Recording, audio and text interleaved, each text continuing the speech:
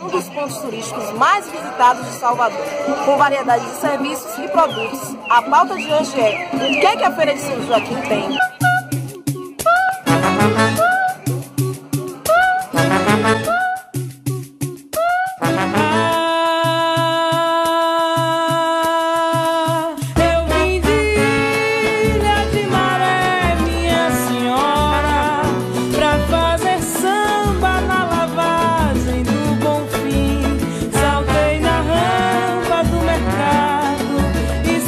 Na direção, cortejo armado na igreja da Conceição. A Feira de São Joaquim é a maior feira livre da Bahia, em termos territorial e de diversidade de produtos.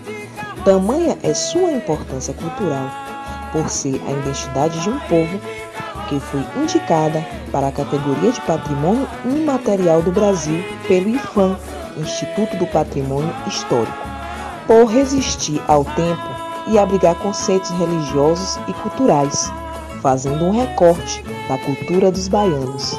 Minha senhora, e da carroça enfeitada. Sua localização estratégica vem do passado, devido à proximidade da Baía de Todos os Santos, que facilitava a chegada de produtos vindos do recôncavo baiano através de balsas.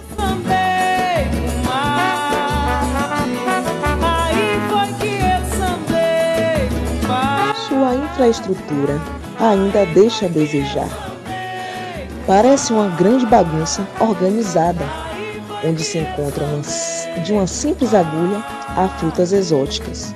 Esses aspectos fazem da feira um ambiente singular e aconchegante.